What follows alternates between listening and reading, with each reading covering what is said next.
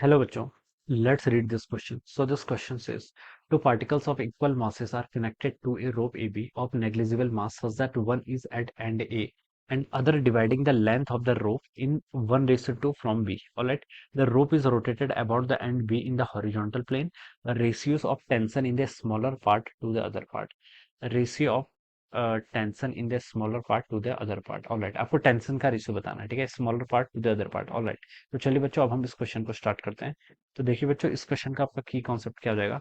इस क्वेश्चन का बच्चों आप की कॉन्सेप्ट लिख लीजिए। देखिए, the key concept of this question, आपको यहाँ पर रेशियोस ऑफ टेंशन बताना है। तो चलिए टेंशन लिख लीजिए, या फिर रेशियो ऑफ टेंशन लिख लीजिए, या फिर आप क्या लिख लीजिए बच्चों। देखिए, ये आपका कैसा मोशन कर रहा है, इनका मोशन आपका यहाँ पर हम बता सकते हैं सर्कुलर मोशन होगा। कैसा मोशन होगा आपका यहाँ पर, सर्कुलर मोशन करेंगे, ठीक है, एक प्लेन पे, ठीक है।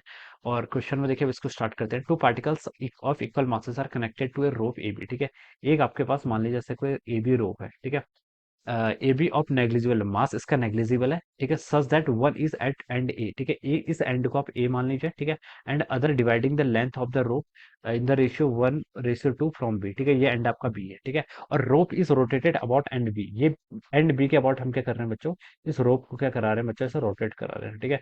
कितनी, मान लीजिए किसी एंगुलर वेलोसिटी ओमेगा से हम क्या करा रहे हैं, रोटेट करा रहे हैं। अब बोला गया कि देखिए इसमें टू पार्टिकल्स हैं। एक तो देखिए आपका एंड ए पर आपने फिक्स कर रखा है, ठीक है। एक पार्टिकल आपका एंड ए पर फिक्स कर रखा है, तो यहाँ पर मान लीजिए आपका एक एम मास का पार्टिकल है।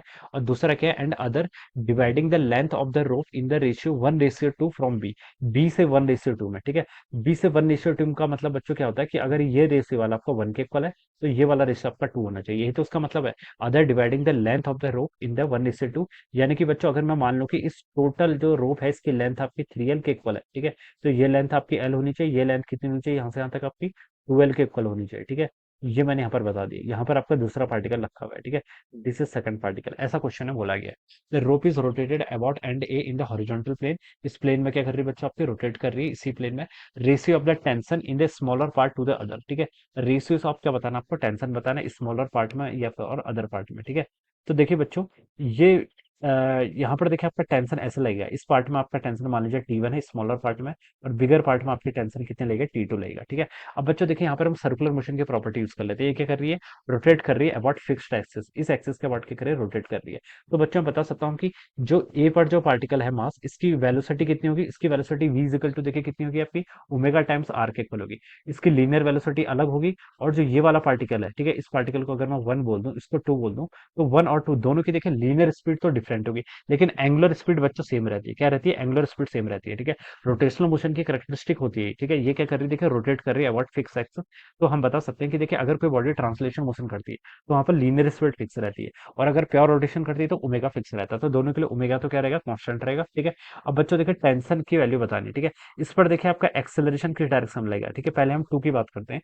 2 पर देखिए आपका टेंशन T1 लग रहा है, इस पर क्या लगेगा, एक सेंट्रीपिटल एक्सेलरेशन लगेगा, ठीक है। और उसके वैल्यू कितनी होगी, देखिए इसका मास टाइम्स आपका omega square into R, omega square into R. R क्या होती है, distance from the axis of rotation. यहाँ से आता है कि डिस्टेंस कितनी है आपकी, एल के इक्वल दे रखी है, तो इसको आप एल लिख लीजिए, ठीक है। सिमिलरली T2 की आपकी टेंशन इस वाली पर, ठीक है, किसके कारण, इसके कारण हमें देखना है, ठीक है। इस पे देखिए, इस पे अगर हम एफबीडी बना रहा हूं मैं, इस वाले 1 पार्टिकल की एफबीडी बना रहा हूं, ठीक है। तो देखिए इस पर कौन सा फोर्स लग रहा है, T2 इस पर टेंशन लग रहा है, ठीक है। और यही जो टेंशन है, this is responsible for the centripetal force, ठीक है। तो एम ओमेगा स्क्वायर इंटू यहाँ से आता है कि डिस्टेंस कितनी बच्चों, 3L के इक्वल है, 2L नहीं लिख लिए, डिस्टेंस ऑलवेज एक्सिस से फाइंड आउट करते हैं, तो कितनी आपकी 3L के इक्वल है, ठीक है। तो हमसे क्वेश्चन पूछा था ratio of tension in the smaller part two the other. Smaller part में T1 है और अदर पार्ट में T2 है। तो T1/T2 का बच्चों से रेशियो बताना है, तो कितना हो जाएगा देखिए, एम ओमेगा स्क्वायर एल से M omega square L cancel, ये आपको 1/3 के इक्वल आ जाएगा, ठीक है। तो बच्चों देखिए, गिवन है ना, ये आपका डी ऑप्शन में गिवन कर रखा है। कहाँ पर, डी ऑप्शन में। So we can say that D option will be the right answer to this question. Alright, so this is how we will solve this problem. So I hope you all understood this concept. All the best and thank you.